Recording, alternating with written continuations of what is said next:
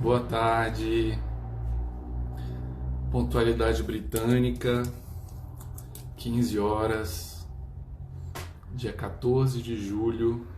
A gente dá início a mais uma edição do Papo Proativo. Papo Proativo, esperar o pessoal entrar.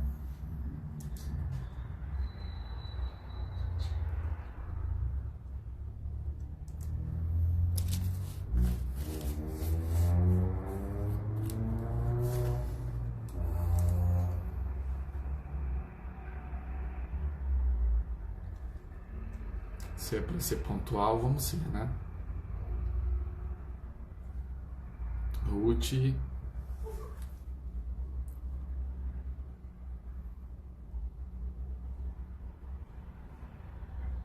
Galado, seja bem-vindo. A gente está esperando as pessoas entrarem para começar aí mais uma edição do Papo Proativo, que é um projeto que completa 10 anos da Proativa Comunicação, uma agência aqui de Brasília. E esse papo ele nasceu com a proposta de ser um espaço de discussão para falar sobre comunicação. Marconi, que bom tê-lo aqui. Ana Paula, sejam bem-vindos. Guilherme, Yara também já aqui com a gente. Na edição de hoje nós vamos falar sobre diversidade e consumo consciente, caminhos sem volta no mundo pós-pandemia, que é um tema super atual, né, e muito relevante. E quando eu pensei nesse tema, quando a gente foi definir os temas, eu, eu não vislumbrei outra pessoa que não fosse a Yara para falar sobre isso, que é uma jornalista muito querida, muito amada, e, e que defende, né, algumas ideias sobre diversidade, sobre consumo consciente já há algum tempo aí nas suas plataformas, nos seus canais, nas suas redes. E a gente vai hoje aprofundar um pouco essa temática aqui no Papo Proativo. Na edição passada, a gente convidou o professor Gabriel Cardoso, que é um especialista. O professor ele coordena o curso, a área de impacto social lá do Centro Universitário DF. E foi um papo super gostoso. E esse projeto, a ideia é que todas as terças-feiras a gente tem um convidado. Na próxima semana, no dia 21, a convidada do Papo Proativo é a Kellen Amorim. A Kellen ela vai falar sobre marca pessoal em tempos de capitalismo consciente. A Kellen é uma especialista em branding, em marca pessoal.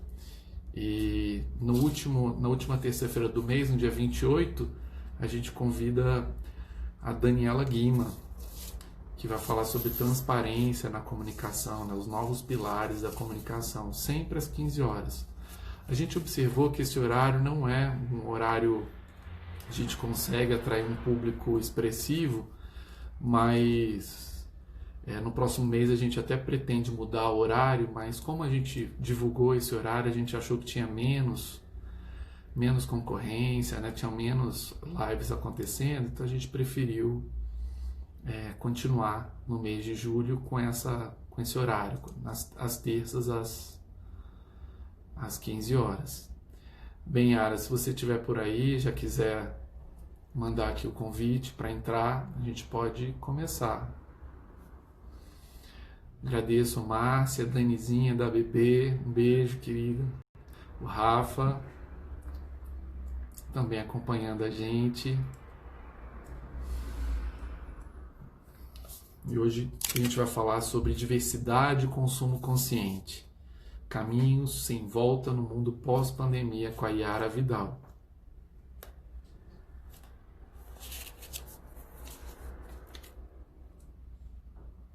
Pronto, já visualizei aqui a Yara. A Yara vai entrar.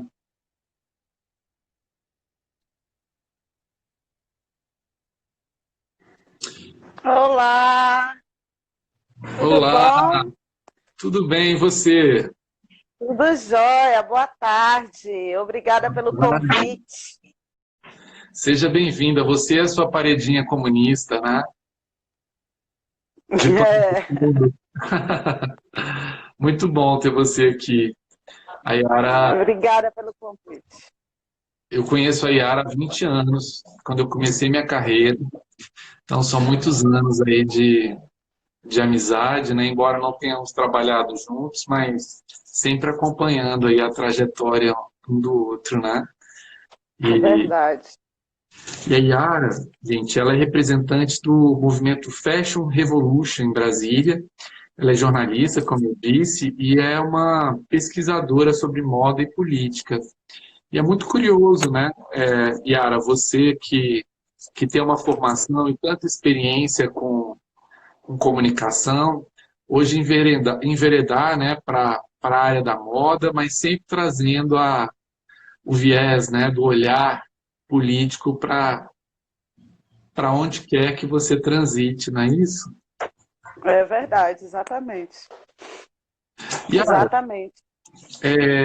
eu queria assim começar, né, perguntando sobre o tema principal, né, diversidade e consumo consciente. Desde quando essa temática te interessa? Desde quando você vem aprofundando essas reflexões e de que forma que isso apareceu na sua vida? Então, em 2016, eu sempre me interessei por moda, né? Desde pequena. E em 2016 eu comecei a fazer um blog sobre consumo consciente, que envolvia mais coisas além de moda, alimentação, né? Uhum, Urbanismo, desenvolvimento sustentável. E eu conheci em 2017 o movimento Fashion Revolution. uhum, Eu fiquei muito encantada com a proposta. Não sei se todo mundo conhece, eu vou contar uma história rapidinho para vocês entenderem a conexão que eu faço. O Fashion Revolution ele surgiu depois de um acidente muito grave. Na verdade, um acidente criminoso em Bangladesh, em Dhaka, que hoje em dia é responsável por um terço da produção têxtil no mundo, é uma relevância enorme, e um prédio desabou. Né? E uhum, antes de desabar esse prédio, várias pessoas avisaram: olha, está com rachadura, vai cair. Não fizeram nada. Esse prédio uhum, desabou, morreram mais de 1.000 pessoas, mais de 2.500 ficaram feridas, sobretudo mulheres com seus filhos. E isso foi um estupim para a criação do Fashion Revolution, que é uma militância que ela observa, principalmente, inicialmente, as condições de trabalho no mundo da moda. E aí eu fui voluntária nesse movimento aqui em Brasília em 2017, a convite da Flávia Amadeu, que é uma estilista, uma designer muito competente, uma pesquisadora de inovação. Participei como voluntária em 2017 e em 2018 ela faria uma viagem e me convidou para assumir o lugar de representante. Eu até falei para a Flavinha, eu nem sou da moda, mas eu tenho esse olhar político. Eu falei, olha, então se a gente traz aqui para Brasília, a gente podia então passar a debater os aspectos políticos da moda, né? Porque a moda ela é icônica, Flavinha. uhum, Você consegue entender o funcionamento do capitalismo observando a moda. E uhum, aí, respondendo a sua pergunta, isso inclui também diversidade, né? Porque uhum, uma das sustentações de uma democracia é que ela seja representativa, que ela tenha diversidade. E o que a gente vê, pelo menos na última década, é um esforço de algumas pessoas da moda para contemplar essa diversidade. Por exemplo, com a moda antirracista, ou, por exemplo, com produtos voltados, dando só um exemplo para pessoas portadoras a pessoas com deficiência, né? Porque, uhum, por exemplo, você não pode ser proibido de usar um terno por estar andando numa cadeira de rodas. Então, é uhum, possível você utilizar a moda para garantir que essas pessoas também tenham o direito de construir a própria identidade. Porque a moda ela é um caleidoscópio. Ela é uhum, política? É, mas ela é também representatividade, ela é consumo, ela é produção, ela é identidade. né? Então, agora a gente está vivendo um momento que não é que a moda seja a protagonista, mas como ela é icônica, como ela consegue mostrar o que se passa na sociedade, é curioso a gente observar esses movimentos dentro da moda. Muito bom. Yara, como que você conecta a comunicação com esse universo da moda? De que forma você tem aproveitado, né, o seu expertise em comunicação para promover as discussões que você acha importante nesse universo da moda? Olha, Flavinho, tem duas coisas que você fazer muito bem na vida: filho bonito e escrever. Então, eu uso essa minha habilidade, né, para poder promover reflexões. E eu estudo muito, eu pesquiso muito. E eu acabei treinando o meu olhar para a moda. Então, eu consigo, tipo, tenho observado conexão entre o surgimento do neoliberalismo e o fast fashion. Quando você vai estudar o sufrágio feminino, você também tem na moda um ícone, né? Um emblema, um símbolo daquelas mudanças. Quando você abandona aquelas roupas cheias de arame, né, da era vitoriana para a gente entrar no século XX, pela roupa, você vê que está mudando o papel social da mulher. Ela passa a usar roupas que ela possa, por exemplo, subir num bonde, aquela época, né? Quando você tem a mini saia ela mostra um novo tempo com a revolução feminista, né? Uma das várias que a gente teve, mas uma dessas você tem a questão do uso do anticoncepcional, né? A liberação sexual das mulheres, você tem a autorização do divórcio, que foi só no final da década de 70. Então, eu observo, eu passei a estudar a história, observando de que forma eu posso ver aquelas mudanças por meio da maneira como as pessoas se vestem. Então, eu faço essa conexão entre moda e comunicação porque eu não sou designer, eu não crio produtos, eu só crio treta, né? Eu adoro refletir sobre de que forma que a gente pode fazer um mundo mais consciente por meio da moda. Né? Então, eu utilizo o que eu sei fazer, que é criar polêmica, escrever, né? E estudar, e estabelecer essas conexões, porque a moda ela é tida como fútil. E eu não concordo com isso. A moda ela é emprego, ela é geração de emprego, é o segundo maior gerador de primeiro emprego no Brasil. Por exemplo, a gente detém aqui no país a última cadeia produtiva completa do Ocidente. É só aqui que a gente tem desde o consumo da fibra até o descarte. Né? Então, eu me interesso muito mais pelos movimentos sociais que eu posso, e políticos que eu posso observar por meio da moda, do que pela parte de designer, sabe? A parte de produto. Acho muito importante, que bom que tem gente muito boa, estou vendo várias aqui que fazem isso, e são pessoas que estão conectadas com esse novo mundo, né? Que é esse novo normal, que eu não sei o que tem de normal, porque o anterior era péssimo, predatório, e eu tenho visto, acompanhado essa evolução. Eu acompanho que no seu trabalho, que já há algum tempo, né, você criou um blog sobre consumo consciente, você vem fomentando essas discussões, né? Você acredita que já houve uma mudança desde quando você começou a se interessar por esse assunto, a escrever, a fomentar, da realidade hoje que a gente vive? Flavinho, é o seguinte, eu acho que as coisas, você sabe que eu sou muito politizada, né? Então, eu não acredito em nenhuma mudança que não contemple, por exemplo, você enfrentar as desigualdades sociais.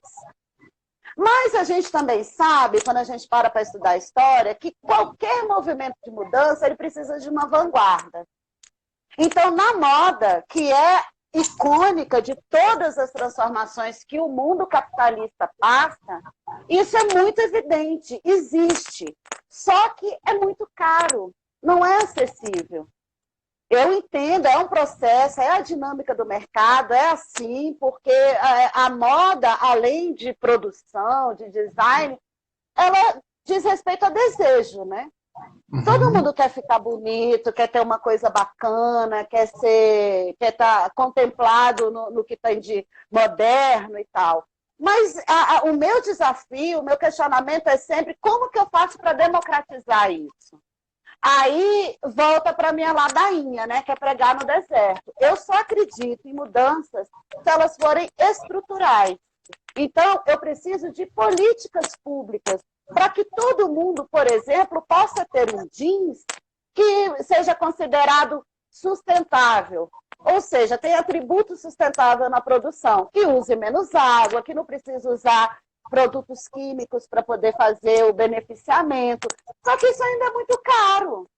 A gente precisa democratizar. E para democratizar isso, não é o designer, porque a gente tem um conflito aí, porque se você quiser praticar um comércio justo, que tem até um movimento que se chama, né, Fair Trade, do qual com o qual o movimento Fashion Revolution está super conectado, é você pagar o que vale, pagar corretamente.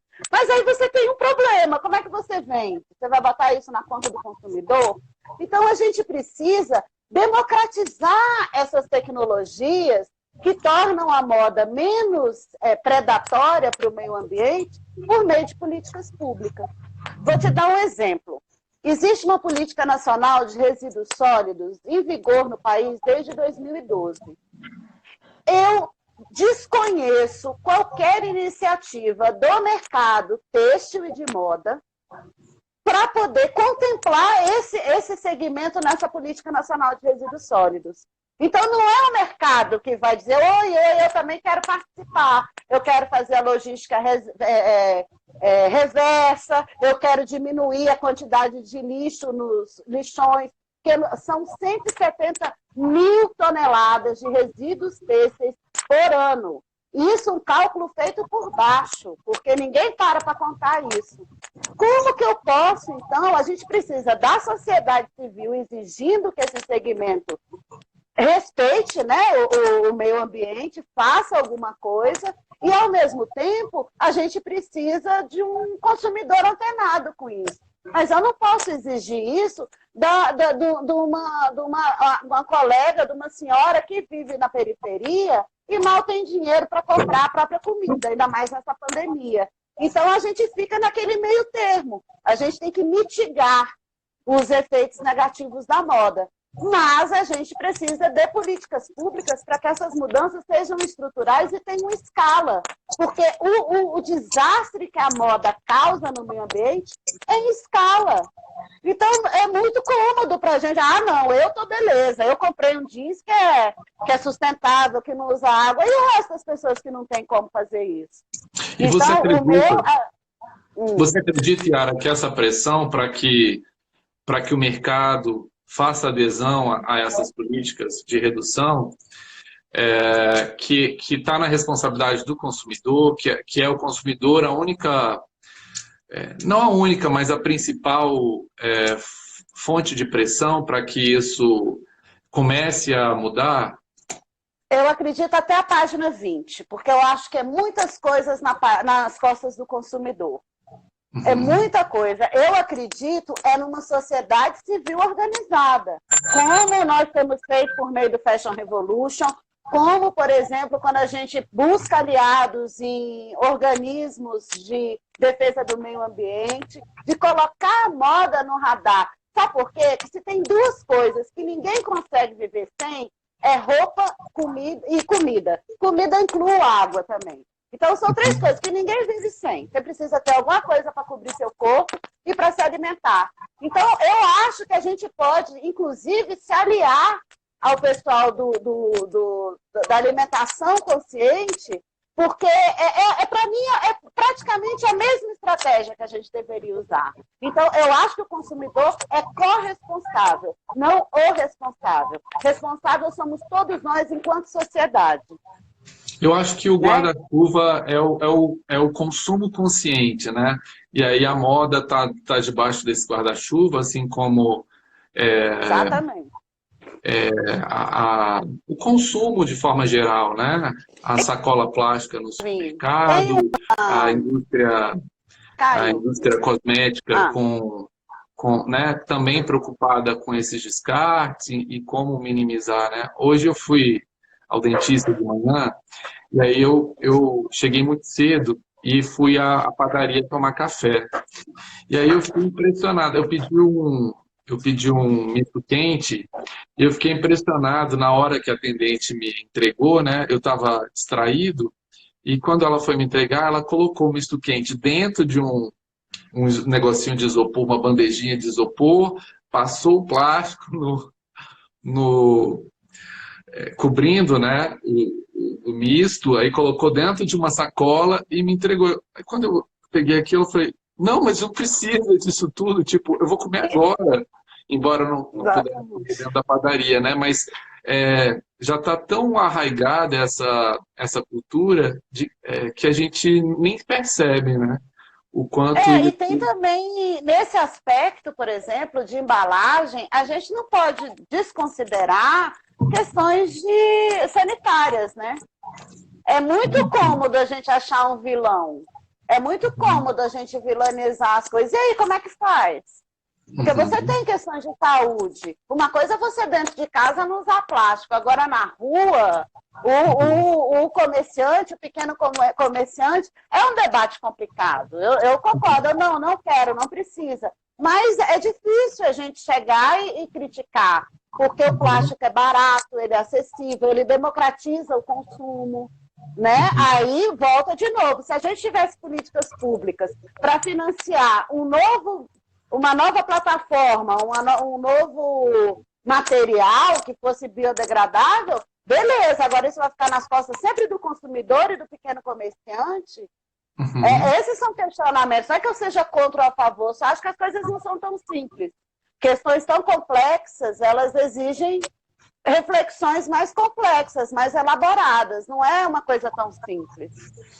Você que tem acompanhado, Yara, esse desenvolvimento, né, desse mercado de moda aqui em Brasília, a gente percebe que surgiram muitos estilistas, né, muitos produtores locais, iniciativas assim até transgressoras, né, em relação ao padrão que a gente vê no mercado. A gente perdeu alguns grandes eventos que aconteciam na cidade, mas como você tem observado esse mercado e o que falta para que ele tenha mais espaço e se desenvolva melhor? Então, aqui em Brasília, a gente tem uma característica geográfica, né? A gente não pode ter indústria. Então, aqui, o máximo que eu consigo ter é confecção. Eu não posso ter uma tecelagem aqui no Distrito Federal. Então, aqui, a gente tem um mercado bem evoluído, eu gosto muito de moda autoral. Inclusive, estou aqui vestindo, isso aqui é uma roupa da Pântano de Manga, que elas se basearam na iconografia das grades da W3.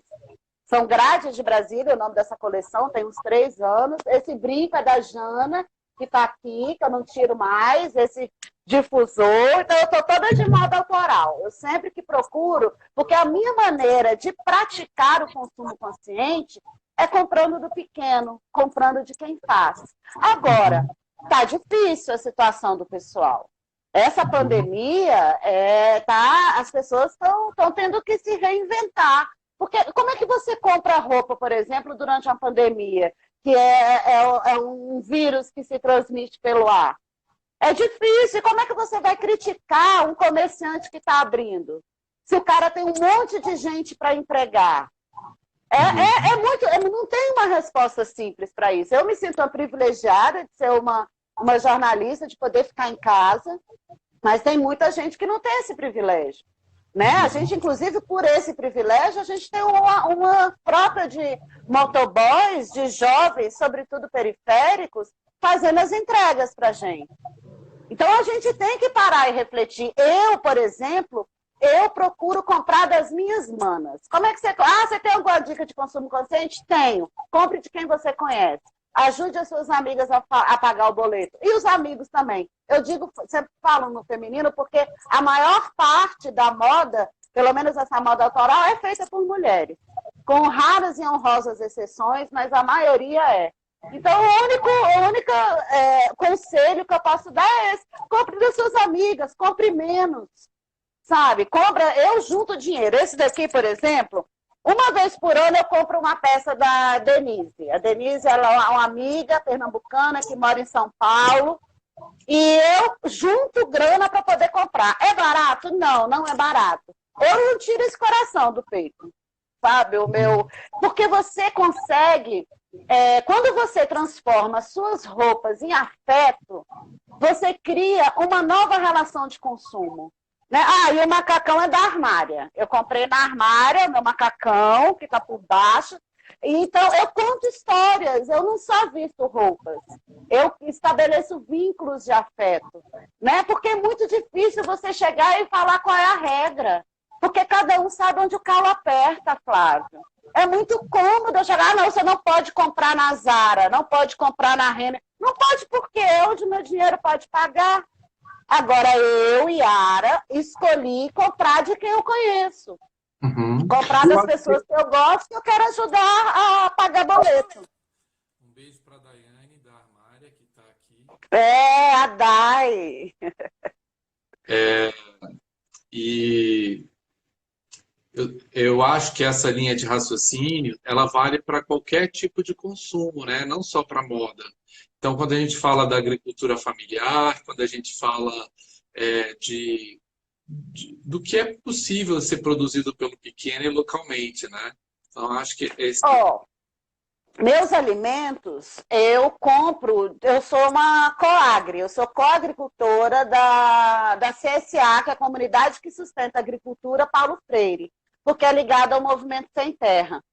E isso muda o seu jeito de ver a modo que você consome os seus alimentos. Por quê? Eu não escolho o que eu vou comer, é a safra que me diz.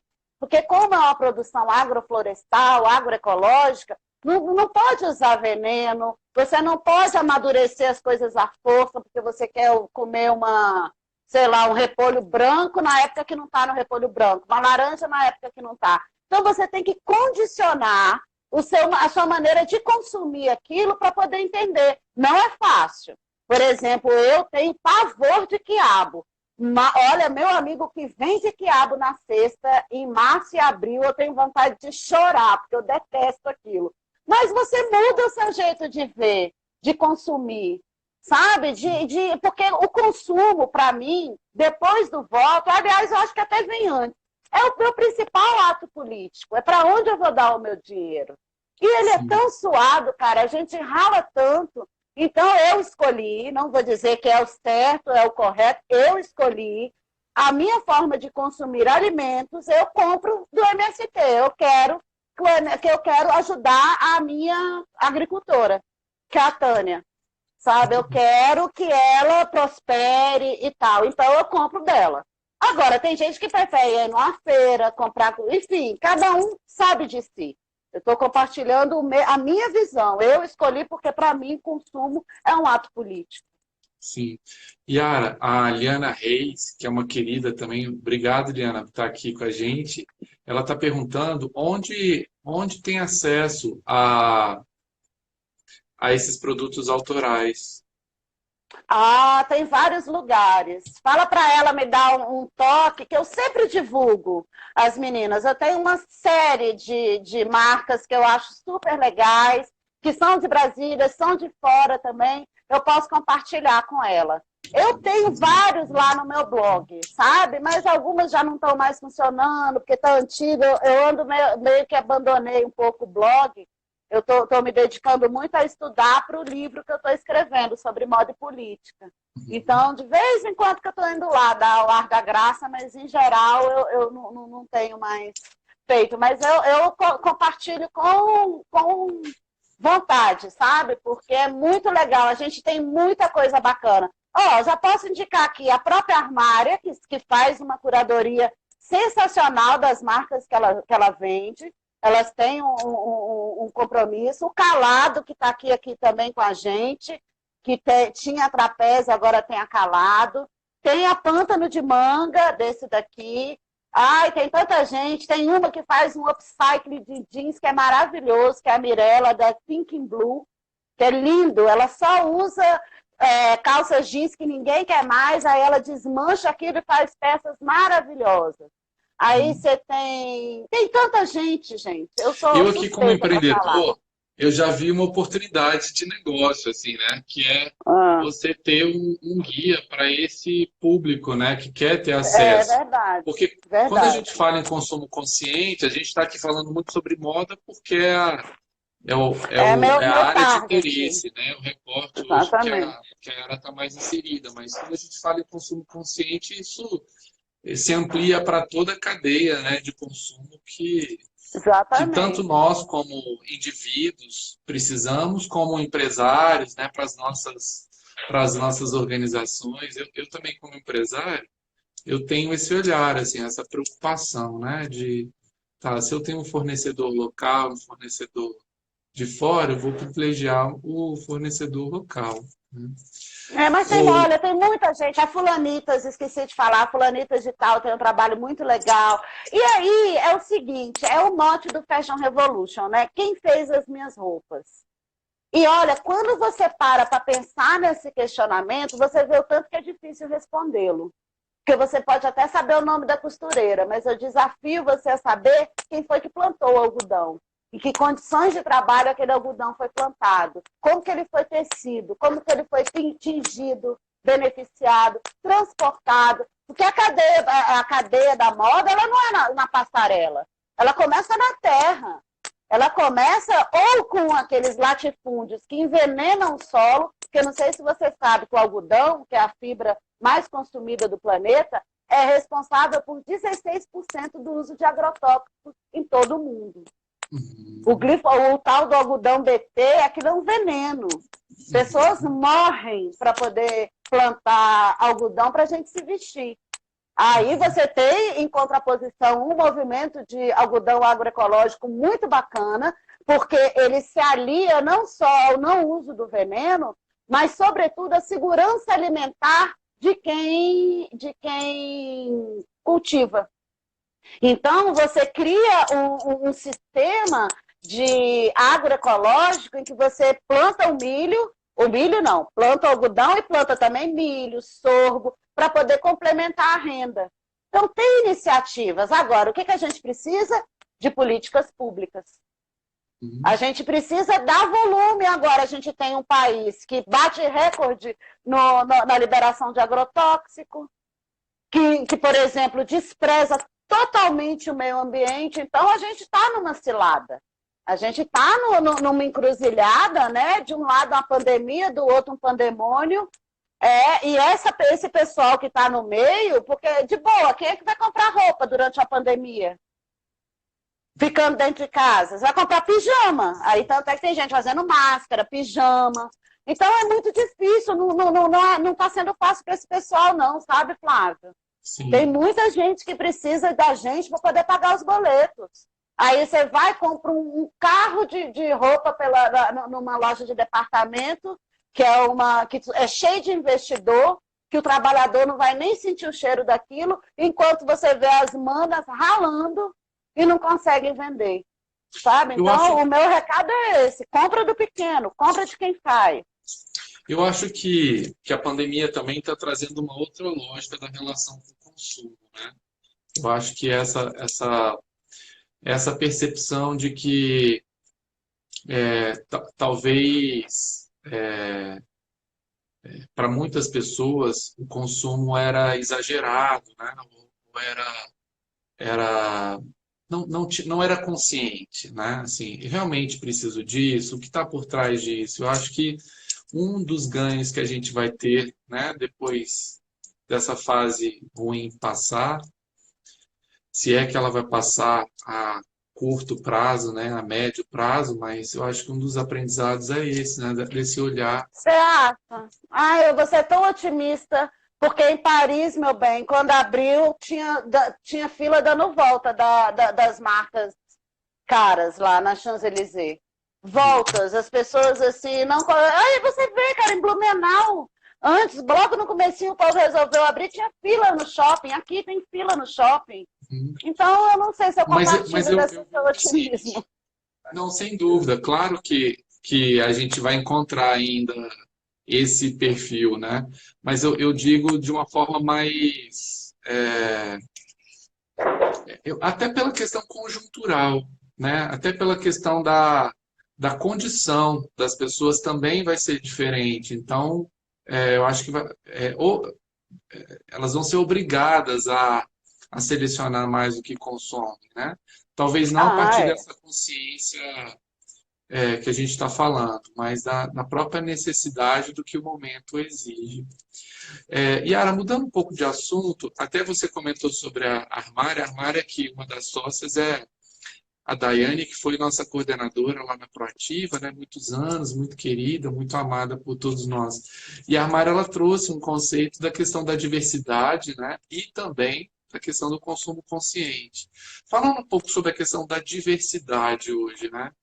Uhum. O que você acredita que mudou e o que ainda é possível mudar nesse aspecto no Olha, universo da moda? eu estava lendo outro dia uma história que eu achei super curiosa. O Jean Paul Gaultier, que é um estilista de alta costura, na década de 80, ele lançou saias para homem. E aquilo foi um retumbante fracasso. Hoje, ontem, essa semana passada mesmo, o meu roommate, que mora aqui comigo, o Nicolas, comprou uma saia. Ele me mostrou uma peça, eu falei, ah, não, por favor, vai comprar de uma marca autoral e tal. Apresentei a marca para ele e ele comprou a saia. Linda. Eu acho que isso está mudando, sim. Esses meninos, hoje em dia, eu acho que, primeiro, essa nova geração, elas têm o gênero bem mais fluido. Então, não é aquela coisa, os meninos usam esmalte, usam maquiagem, e nem por isso deixam de ser homens ou passam a ser homossexuais, deixam de ser heterossexuais. Não é isso, isso não está mais na cabeça desses meninos, é uma outra história. Então, nesse sentido, eu sou muito otimista. Eu acho que as coisas estão...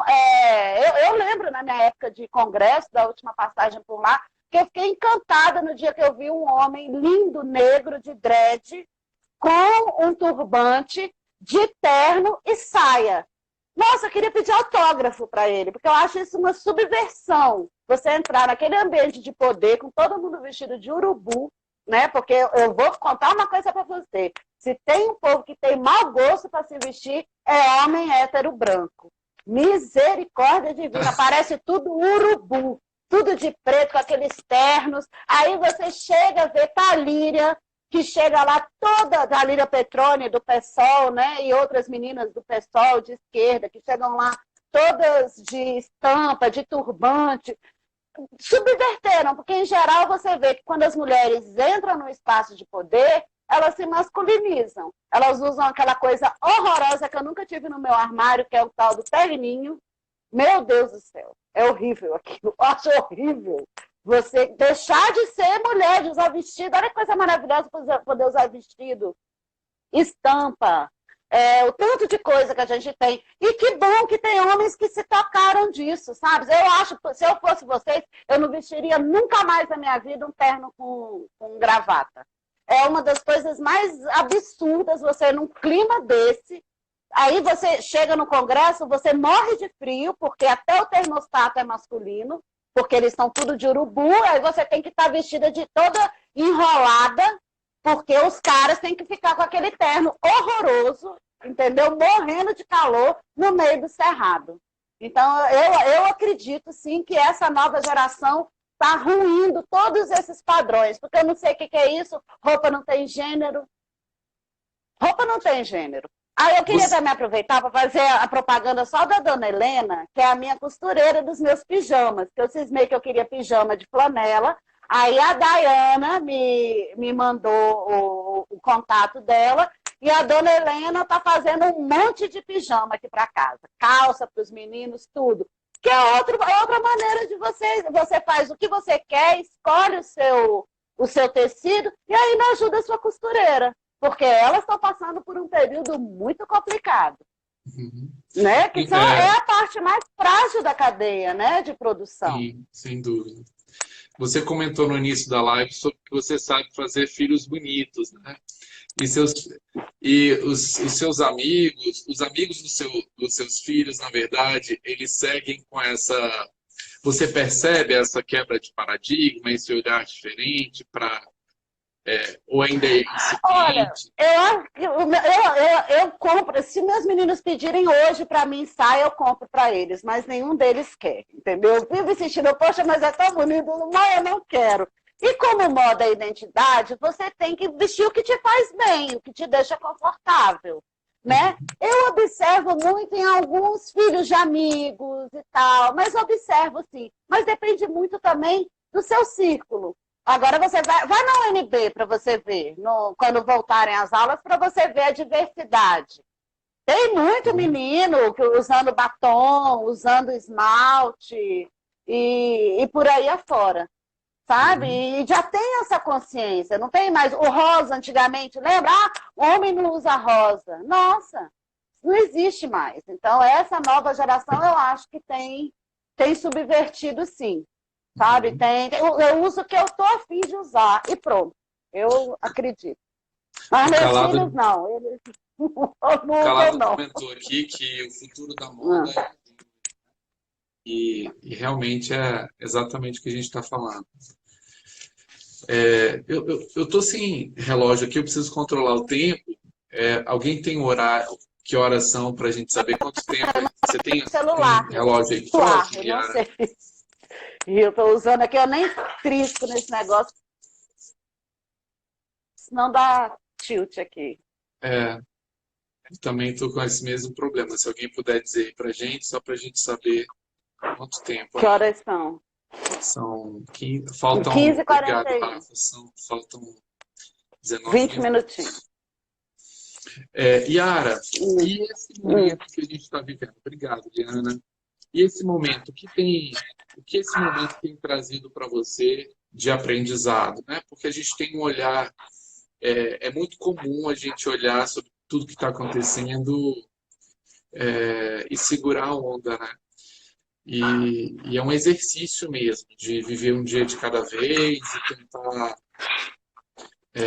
manter, né, a esperança de que as coisas vão passar e de que a gente vai sair de um outro lugar. Como você tem visto esse momento?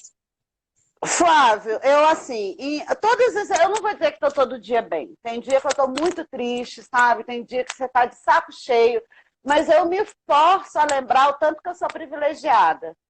De ter comida na mesa, de poder trabalhar de dentro de casa, de poder cumprir, sabe, esse isolamento social. De vez em quando eu tenho que parar de ver notícia, que a gente, como jornalista, a gente é muito viciado em notícia, né? E eu, por exemplo, aquele homem que ocupa o Palácio do Planalto, eu não consigo nem falar o nome dele, eu não consigo olhar para a cara dele, ouvir a voz dele. Então, eu tenho adotado estratégias para poupar minha saúde mental, né? Então, lido, visto porcaria. Ontem mesmo eu vi um negócio maravilhoso do Walter Mercado, que tem tudo a ver com o que a gente está conversando agora. Recomendo que assistam um documentário no Netflix. Qual documentário? Cara, do Walter Mercado, aquele Ligue Já. Lembra? Daquele astrólogo? Ligue Já, então. É um documentário que eu, com o meu olhar do modo político, eu vejo um precursor de movimento queer, não binário, um cara que usava o figurino como uma forma de expressão, né? Enfim, ele era uma sumidade na década de 90 e tal. Recomendo que assista.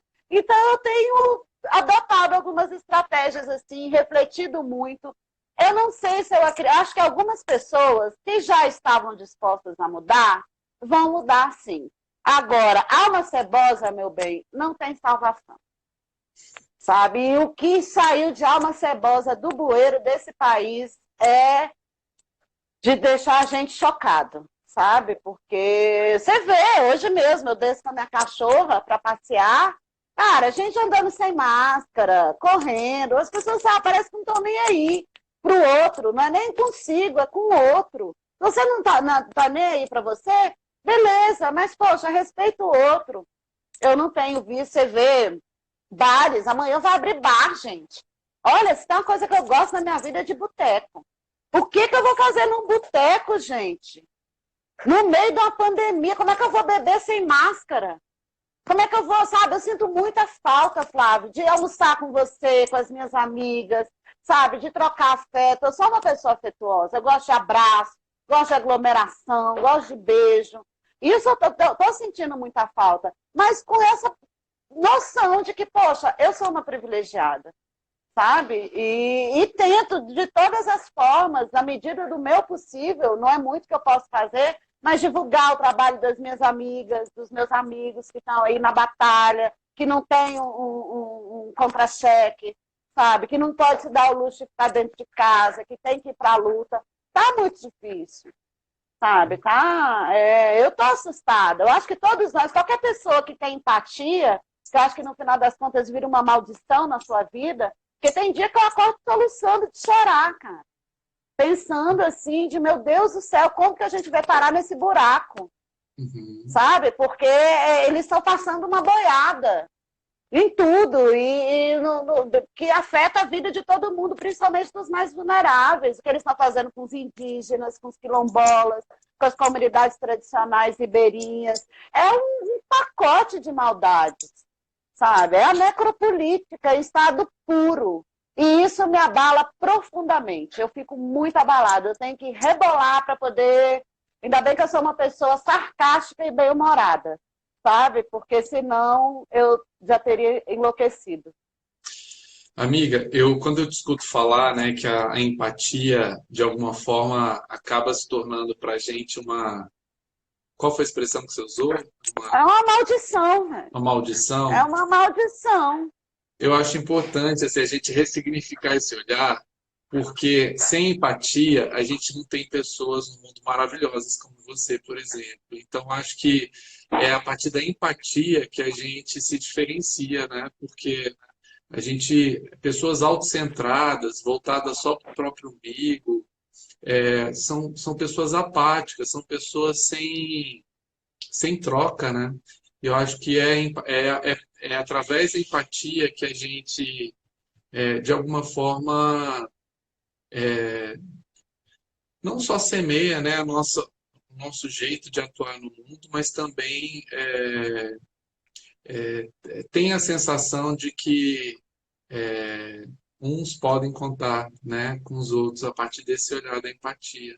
Claro, claro, mas dói, né, Flávio? Nossa, Sim. chega uma hora que fala, cara, como eu queria ser alienada.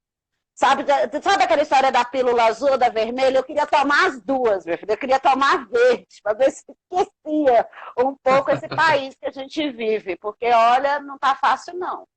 Sim. Não tá fácil. Né? E a gente está muito próximo, né, Flávio? Aqui assim, a gente está... Okay, eu não estou nem a 2 quilômetros da casa desse psicopata.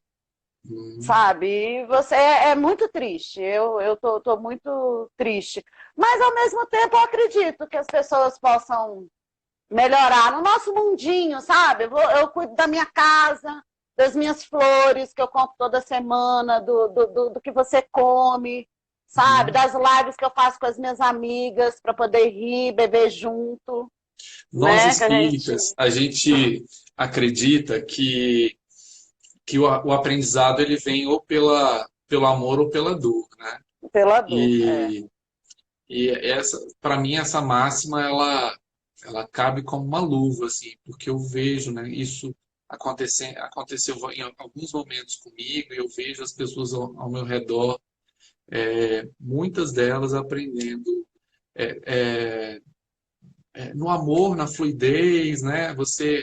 As fichas vão caindo, você vai ampliando suas distinções, você vai entendendo que na verdade, na medida em que você compreende melhor a dinâmica das coisas, do processo de aprendizagem que é viver, parece que vai ficando mais naturais a aprendizagem, né? As situações elas vão acontecendo e você vai entendendo. Então isso se conecta com isso. Então é importante eu mudar nesse aspecto, né? É importante nessa questão da relação do consumo, eu não tinha uma percepção de que de que eu precisava melhorar nesse aspecto, sabe? Eu achava que eu tinha uma relação com o consumo fluida, assim, não me via uma pessoa consumista, e hoje, né, a partir da dor, né, de viver esse momento da escassez, de ter que pensar no dia de amanhã, como vai ser, se vai ser possível segurar a onda por mais quanto tempo, e também, né, podendo ajudar as pessoas que estão próximas a mim, então, né, os meus funcionários, a minha secretária em casa, os meus amigos que perderam emprego, enfim. É muito interessante como que esse processo de aprendizagem, quando ele é pelo amor, ele é mais fluido, ele é orgânico, ele vai Caiu? crescendo dentro da gente. E quando é pela dor, quando você resiste, quando você não aceita o que vem, né? Quando o seu olhar para o que acontece,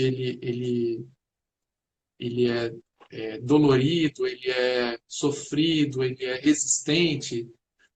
Você que gosta tanto da palavra resistência, né? Mas aqui num outro contexto, eu vejo que ele pode ser menor, mas ele também, de alguma forma, vai acontecer, mesmo que a ficha não caia nesse momento.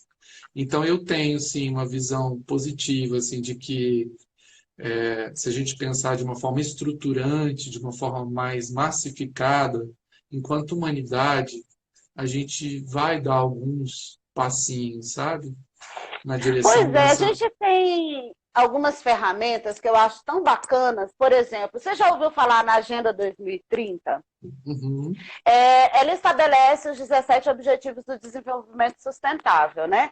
E um desses ODS, que é o 12, ele fala da produção e consumo sustentáveis. Né? uhum, Infelizmente, a gente está vivendo num mundo em que algumas palavras foram esvaziadas. Sustentabilidade, empoderamento, né? Cada hora aparece uma que o povo avacalha. Mas é sustentável, principalmente agora, porque a gente vê essa parada, quando a China deu a parada, você teve a melhor qualidade do ar dos últimos anos uhum, ali. Eu acho que quando esse pessoal desse essa nova expressão de novo normal, porque não era normal o jeito que a gente estava vivendo, não é normal a gente viver num mundo em que a métrica é o produto interno bruto. Uma uhum, métrica que não leva em consideração pessoas. Não é uhum, normal você viver num mundo em que uma loja vende roupa com um intuito único e exclusivo de colocar dividendos no bolso de um investidor, de um acionista. Não é normal você viver num mundo em que o sistema financeiro, que não produz nada, embolsa 1,3 trilhão, que foi agora, em março, que o governo brasileiro fez isso, e um trabalhador não consegue receber R$ 600 para poder sobreviver. Então, eu não sei que normal a que as pessoas se referem, porque para mim isso não é normal. Isso uhum. para mim é uma aberração, uma maldade, e que a gente está vendo aí, porque agora todo mundo sabe para que serve o SUS, todo mundo agora sabe para que serve o Estado, que o Estado está aí para garantir o quê?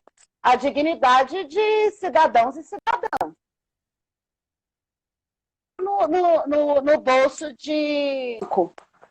Né? Então, eu quero saber qual é esse novo normal, porque o normal de anterior para mim era a coisa mais absurda que eu já vi. Eu sou crítica do sistema mesmo, é um sistema insustentável. É insustentável você dar 1,3 trilhão para banco que não produz nem balinha para dar cárie, para pelo menos dar emprego para dentista, nada. A única coisa que eles produzem é riqueza para quem já é rico. Uhum, Isso é normal, gente? Eu não me uhum, sinto, então eu sou um ET. Eu estou esperando a minha nave-mãe me levar, porque eu estou no lugar errado. Porque eu me sinto uma extraterrestre, das pessoas acharem que isso é normal. Mas, gente, pelo amor de Deus, o que é normal nisso? O que é normal você não ter direito de ter, por exemplo, a gente vê, é normal um cidadão policial colocar pisar no pescoço de uma mulher negra, porque eu nunca vi fazer isso com uma mulher branca. Eu jamais passaria por isso. Né? E a moda, ela é um ícone dessas mudanças. Né? Mas eu não vou ficar falando de tecido e tecnologia e esquecer que tem gente que passa fome, entendeu, Flavinho? Por isso que eu acredito em mudança estrutural e a gente não está preso em caixinhas. O mundo é interconectado. A coisa que você consome reflete na maneira como o cidadão, colega seu que mora na periferia, está sendo tratado. Né? Então, eu acho muito importante a gente refletir. Se a gente pudesse resumir assim, em poucas palavras, né, tudo que a gente falou aqui, eu acho que é isso. A forma como você consome reflete, né, na realidade de várias pessoas. Exatamente. Então, eu escolhi a moda. Sim. Não é a única forma. A moda, o alimento, os serviços bancários que você contrata. Por que você não contrata de um banco público, em vez de contratar de um banco privado? Pelo menos o lucro do banco público é revestido em quê? Em benefícios para a sociedade. Então, tem todo um conjunto de coisas que diz respeito ao consumo consciente e diversidade. Eu acho que a gente tem que lembrar, antes de tudo, que você é cidadão. Né? Tem gente que é engenheiro. Eu sou cidadão. Eu sou cidadã. E depois que eu sou jornalista. Né? Eu sou uma humana cidadã. Então, quando a gente vai consumir, é um ato político. Então, acho que a gente tem que se ligar, aprender a ler a embalagem, entendeu? Entender, por exemplo, a quantidade de petróleo e de água que é usado no sabão. Sabe? Que quando você liga essa chave, Flávio, não tem volta. Quando você começa a questionar o que você está consumindo, não tem mais volta. Aí você fica insuportável. Eu já fui ameaçada pelos meus filhos. No dia que você inventar de virar vegana, você avisa. Porque eu não volto mais aqui. Muito bom. Yara, eu acho que o nosso tempo chegou ao fim. Eu queria te agradecer, né, pelo seu tempo, pelo seu conhecimento, pela sua simpatia, pela sua entrega. Eu acho que cada vez mais o mundo precisa de pessoas mais conscientes, né, para que o nosso padrão comportamental influencie outras pessoas e que as informações, né, que a gente vai construindo e vai tendo acesso sirva, né, para que, principalmente nós que somos jornalistas, a gente, com informação, poder inspirar as pessoas a essa reflexão e também a essa mudança de comportamento. Bem, a Proativa está sempre aberta para você. Espero que a gente possa ter outros papos em breve e se abraçar muito. Né? Tô com saudade. Adorei. Eu queria agradecer aqui, minha tia está aqui, que foi uma das pessoas que me incutiu o amor pela moda, era uma modelo na década de 80 aqui em Brasília, Lídia. Minha ex-cunhada, Maísa Coutinho, a Dai. Eu queria agradecer todo mundo. A Ser Juntos, que é da saia que eu fiz o Nicolas comprar. Né? Que daqui a pouco eu mando para você o link que você também vai querer. É uma saia maravilhosa, de uma dupla linda, um casal lindo. E é isso, a gente tem que fazer revoluções na nossa vida. A gente pode começar pelo nosso armário, que você sabe que eu sou uma revolucionária comunista, né? Sim. Então, a gente pode começar... Eu só não tenho iPhone porque eu não tenho dinheiro, mas eu seria uma comunista de iPhone, de iMac, tudo. Muito bom. Obrigado pela presença. Obrigado pela presença, Daiane, a Dani, a Liana e todo mundo que pôde acompanhar. A gente vai deixar salva no perfil da Proativa. Que ótimo. Obrigada, Flavinho. Beijos a todos. Tchau, tchau. Beijo.